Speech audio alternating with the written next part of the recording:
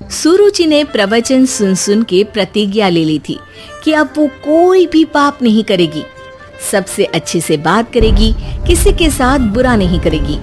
बहू, ये मच्छर तेरे गाल पे कब से बैठा है? अरे काट लिया तो गाल गुलाब की तरह लाल कर देगा। बैठे रहने दो माँ जी, उसे आराम करना होगा। उसने मेरे गाल को अपना घर समझ लिया है, तो मैं उसे बेघर क्यों करूं? अरे ज्ञान की बारिश बाद में करना, अपने गाल का मच्छर हटा ले। मलेरिया हो गया तो तुझे आराम करना पड़ेगा। माँ जी, डेंगू मलेरिया तो सांसारिक बीमारियां हैं, हमें इनसे ऊपर ही तो उठना है ना। अरे बेटा, इनसे आदमी ऊपर ही उठ जाता है। क्या हुआ? काट लिया। अरे मैंने तो कहा ही था, मार देना था उसको। नहीं नहीं माँ जी, उसे भोजन करना था, मैंने उसे पोषण दिया है, मुझसे पुण्य का काम हुआ है। अरे उड़ रहा है टुनटुना के, ताली बजा के मार दे वरना फिर काट खाएगा। नहीं नहीं माँ जी, जीव हत्या करना पाप है। मैंने एक बार व्हाट्सएप पे एक उपदेश पढ़ा था, मच्छर आपको काटे ये उसका जुनून है, उसके बाद आप खुजाओ ये आपका सुकून है। लेकिन कभी मच्छर को मारना मत, क्योंकि उसकी रगों में आपका ही खून है। अरे तू और तेरा व्हाट्सएप का ज्ञान, भगवान बचाए। सुरुचि की ये पुण्य करने की आदत से कई बार सुरुचि का नुकसान होता, लेकिन फिर भी वो पाप से दूर रहती। सुरुचि, मेरे सर में जुएं हो गई है, निकाल दोगी? कोई आपको अपने घर से निकाले, आपको अच्छा लगेगा क्या? अरे लेकिन परेशान करती हैं जुएं, दिन भर सर खुजाता रहता हूँ। देखो, इसी बहाने तुम्हारे सर की चंपी हो जाती है। तुम्हें तो जुओं को थैंक यू कहना चाहिए। तभी बाहर से ससुर जी की आवाज आती है। बहू, बहू। अभी आई बाबूजी।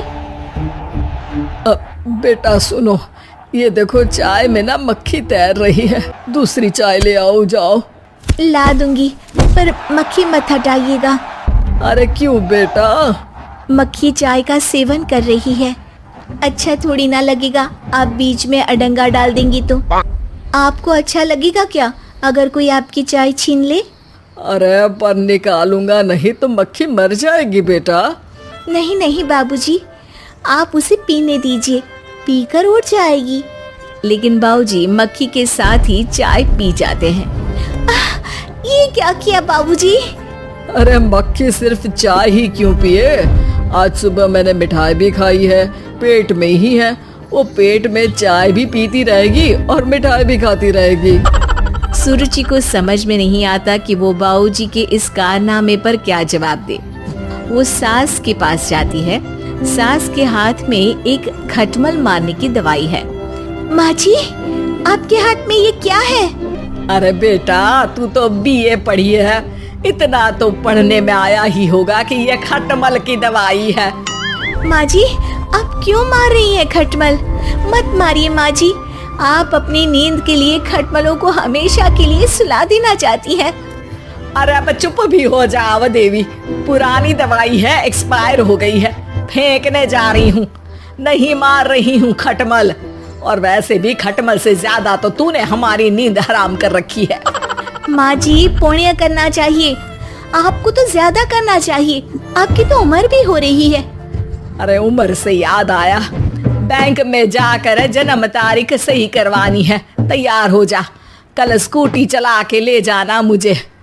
अगले दिन सास घर से निकलने से पहले दही शक्कर खा रही है और जल्दी जल्दी में हाथ नहीं धोती।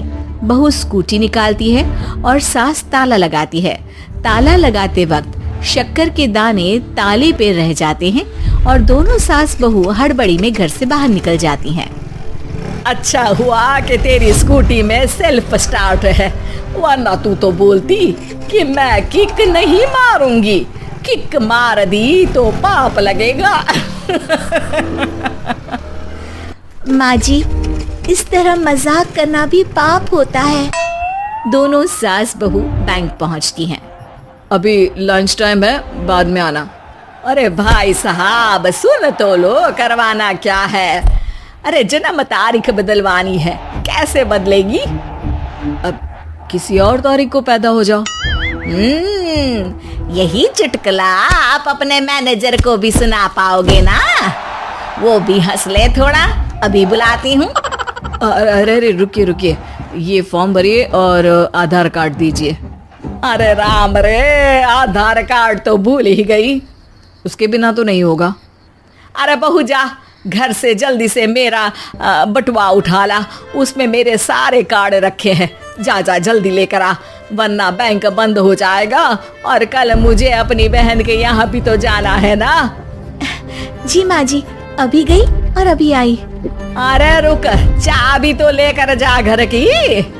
बहू जल्दी से घर पहुंचती है, लेकिन घर पहुंचते ही देखती है कि ताले पे बहुत सारी चींटियां हैं, जो माँ के ताला लगाते वक्त हाथ से ताले पे शक्कर छूट जाने के कारण आ गई थी।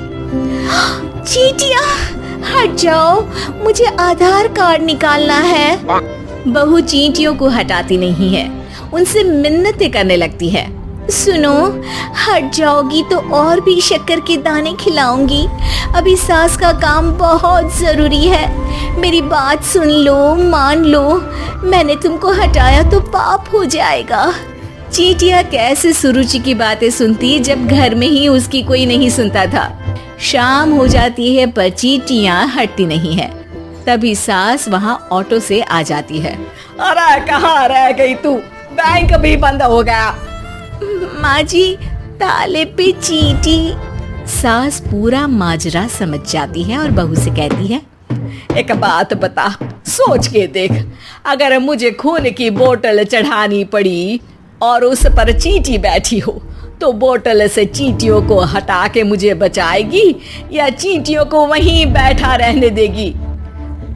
माँ जी, ऐसा होगा ही नहीं। अरे चींटियों को तो मीठा पसंद होता है, खून की बोतल पे तो मच्छर आएगा, क्योंकि खून तो मच्छर पीता है।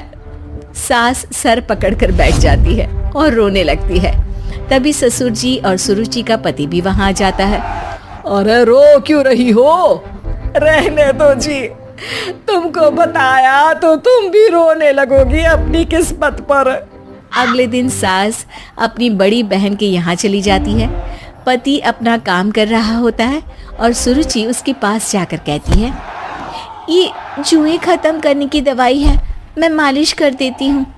अरे लेकिन तुमको पाप नहीं लगेगा? अपनों की खुशी के लिए अगर छोटे मोटे पाप करने पड़े तो वो पाप अच्छे हैं जी।